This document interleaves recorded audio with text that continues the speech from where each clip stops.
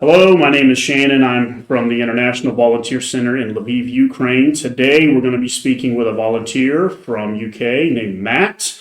Matt, tell us a little bit about yourself and why you're here in Ukraine. Well, hello, Shannon. My name is Matthew Parish. I'm from England, as you said.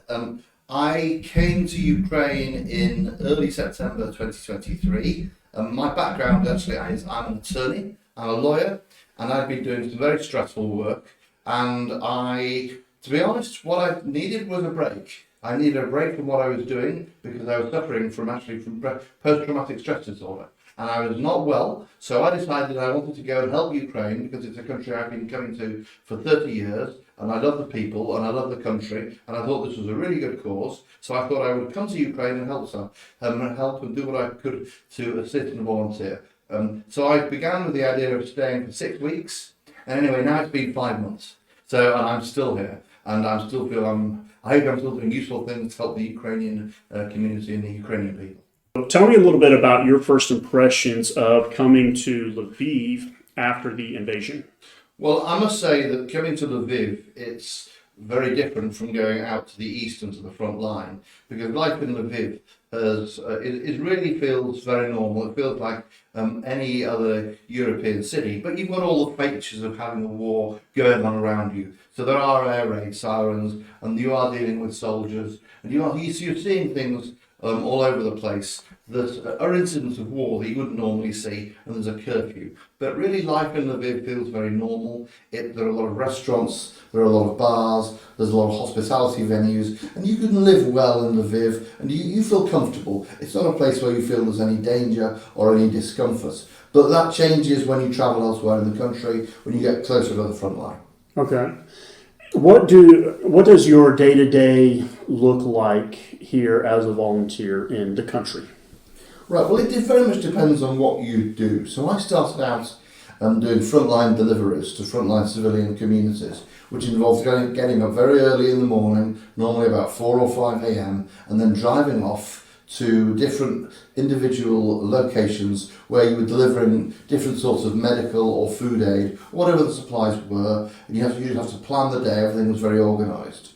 But working in Lviv as a volunteer is a very different sort of experience. So when you're out in the front line, it's a quasi-military kind of experience. But when you're working as a volunteer in Lviv, which is where most of the volunteers are, it's much more relaxed. I spend a lot of my days at a military kitchen, which involves getting up at regular hours. I often start work at 10 o'clock in the morning, or I may just do the afternoons. I may do paperwork in the mornings, and I've got a lot of flexibility as to how I work. I work generally from my home as a home office for the paperwork I do, and then I work in a large military kitchen just on the outskirts of the centre of the city, where I go for a few hours every day as well. And then I have social events in the evenings and other meetings in the evenings with my fellow volunteers and with other Ukrainians who I know. All right, fantastic, great. So, do you have any stories with the locals or other volunteers that stand out to you when you think about your time spent volunteering here? Oh, well, I mean, I've been here for 5 months doing this. I've had so many incredible experiences. I mean, I remember the time when I was walking down a Black Sea beach in the middle of, just outside Mykolaiv, which is a city close to the Black Sea, and then there were people screaming at me, telling me that the beach was mined, and I need to get off the beach real quick. So that was an experience. Wow. I mean, I've had experiences where I woke up in Kherson, which is a city on the front line, and found every building shelled. But you know, those are some of the sort of every building except my hotel, which was somehow miraculously still standing. The Russians had been shelling the city overnight. I mean, I've had all of these crazy kinds of experience on the front line, but working in Lviv, in the west of the country, and working in Kiev as well, I found things much quieter. That's much more normal, and you get into a regular way of routine and a regular way of life, and it certainly doesn't feel dangerous. It doesn't feel like you're going to have these amazing experiences where your life's at risk. But one thing I will say that I really do appreciate is that the Ukrainians who you meet and deal with here are really appreciative of foreigners, because what we are is we're emissaries of the West. We're telling the Ukrainian people, we care about you, we care about your country, and we care about your welfare. We don't want the Russians to overrun you. So they see us almost like ambassadors as people who are there, who are here to tell them the West supports you. So I think it's really important that we're here and that we're visible and vocal. Great, I like that. I like that. So thinking about walking on the beach, that's mined, and I'm not sure how long you were walking there before somebody alerted you, so I'm sure there was some stress there, and then talking about being hair sawn, and I know you've traveled to even other areas that are very dangerous. How do you maintain your mental health and staying sane and staying grounded, doing all of this work in all these areas in Ukraine? Well, I think it depends, again, it all depends where you are.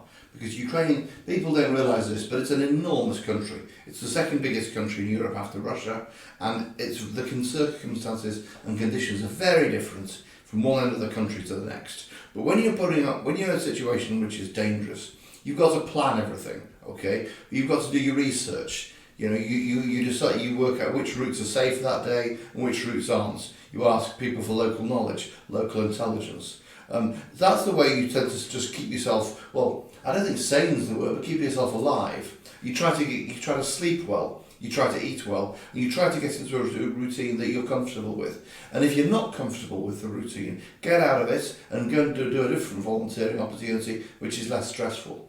I mean, you can only spend so long on these frontline locations without going a bit crazy.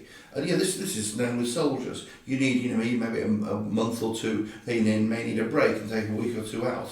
So if you're going to do work on the front line, you should be taking regular breaks and coming back to Lviv and, having your R&R time, as it were, just like a soldier would. Great. Awesome. Thank you for that. I remember you sharing with me that you are a deployable civilian expert. Am I saying that correctly? You are saying that correctly. Yes, okay. That's a British government position, and I've been trained to work with the military in a variety of civilian capacities. So you're the guy who goes out and because I'm a lawyer, who might go out and negotiate something to do with a peace agreement at some point, but working with the military and knowing how their procedures operate. Okay, fantastic. So I want to kind of shift gears just a little bit with your extensive experience even prior to the invasion and everything that you know language-wise and cultural-wise. Let's say I'm an international volunteer and I'm sitting in my living room from whatever country around the world outside Ukraine, and I'm thinking I want to come there and volunteer and help out, and a big impetus is the cultural and language differences and barriers I would face. As a volunteer, how have you found it? What are best practices for navigating those cultural differences, whether I'm coming to volunteer for 2 weeks or 3 months or 5 months as you're continuing on? Right, well, I think the first thing to do is you've just got to grab the bull by the horns and go. If you really want to do this, if you want to come and help Ukrainians, then come, because you will find the resources. So the International Volunteer Centre is a great example of an institution that will welcome you in and will show you the ropes. And we'll give you the different alternatives. There are lots of different opportunities for volunteering in Ukraine, helping the Ukrainian people, and you have to find the one that's right for you. Some are better than others for different types of personality. Some people have a higher risk tolerance than others, and there are opportunities for everybody. Some people want to do manual labour, some people want to do work sitting at a desk. There are all sorts of options, but the main thing to do is to come and to get yourself in touch with people in advance who know something about it. And I really recommend the IVC for this. And they will guide you through what to do. Because after a while it all becomes second nature. But don't be afraid or concerned that it's something completely alien or that you won't understand it. Ukrainian people are Europeans. They're very Western looking. They're all learning English because they want to get out of the Russian orbit. So young people here are all looking to learn English. They want to speak with foreigners, and they want to be very friendly. So you're not going to find it some alien, crazy environment. Even though it's a war zone and there are some privations, there are some difficulties, you're going to find it really straightforward in the sense that people are going to be helpful and friendly. And it's just like anywhere else in Europe in one sense. You're going to be taking the train or taking the bus or doing this or doing that. And it's all going to work in a way that you understand. But you just have the background knowledge that there's a war going on and that there are soldiers fighting. And you're doing everything you can to help them. Wonderful. Thank you for that. So I know you've spoken a lot about helping out Ukraine and the Ukrainians, and your volunteer experience goes towards that. And thank you for the big heart. And I've worked with you outside of this scenario, so I know it's genuine there. Thinking of another perspective, though, from volunteers who haven't been over here yet and are still considering it, what would you say is a big individual impact for you outside of helping others that you've taken away from this volunteer experience? What can a volunteer expect to have by the end of their volunteer tenure? Oh, volunteering in a wartime environment is going to change your personality in a way. It's going to make you much more self-reliant. It's going to make you get used to dealing with lots of different sorts of people. Because we all work in our own little communities, right? I'm used to dealing with lawyers, who are very specific sort of people, who've been educated in a certain sort of way and taught to do certain sorts of things, right? And when you're working in the volunteer community, you're working with people from across the social spectrum, from every conceivable different sort of background, and from people who are from all over the world, right? And they've got one thing in common, generally, which is that they want to help. But apart from that, they don't have much in common. So what you've got to do is to reach out and find ways of making friends and getting on with people who might be very different. And what it really teaches you, I found, is teamwork. Working with totally different people, with totally different skills, coming to value them. And also, I'll go back to self-reliance, because you've just got to get on with this. Right? There's a war going on, there's people dying out there every day, and your decisions and your actions are making a difference. Right? Whether it be that you're doing some paperwork that's helping somebody, that you're doing frontline deliveries, or that you're making food in a military kitchen, or that you're making camouflage netting, whatever you're doing making a real impact to people's actual lives. Soldiers and civilians are going to live or die depending on what you do. So you've got to be determined, you've got to be strong-headed, strong-willed, and you've got to have a will to make a difference, because what you do is important, and it makes you into a responsible person. Great, that's awesome. I love that answer. That reminds me of a classic analogy I hear every so often of a storm at sea washed up thousands of starfish on sand on the shore. And of course, if the starfish are out of the water, they die very quickly. So this couple were walking down the beach in the morning and they see this guy down there picking up a starfish, throwing it in the ocean, and there's thousands of them out there. And they asked him, "What are you doing?" He said, "I'm trying to save the starfish." And they said, "There's thousands out here. A lot of them are going to end up dying." And he's like, he picked one up and said, "I can save this one," and threw it back. "I can save this one," and threw it back. So he kept focusing on the individual starfish in this example, the individual cases he could help address and save, and not look at the entire picture and say, "I'm not going to be able to do the whole project, so I might as well not do it." So, well, no, I mean, this is the largest land war since the end of World War II. It is an enormous war. On the Ukrainian side, at least 100,000 people have died. We've had an exodus of millions of refugees. On the Russian side, the figures are even more horrendous.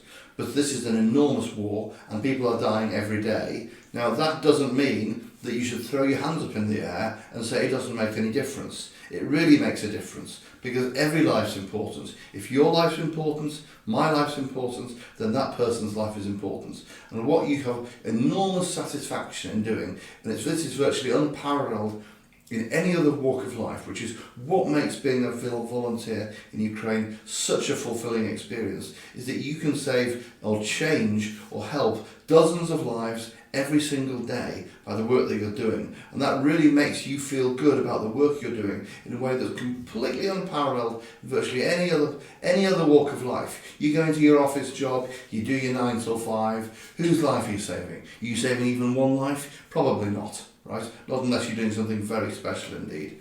But here, you're really managing to change things. And the figures are enormous, but then also the goodwill is enormous. And you can be part of a process to help this country and to help people stay alive, to help them rebuild their lives and deal with all of the agonies and crises that war involves.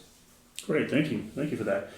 Another question I think would come to mind on a lot of volunteers, or I'm sure they have interest all over in this area. How do you stay informed about the broader geopolitical context of the conflict? What are your sources for keeping in touch with what's happening outside Ukraine, mainly on a political scale?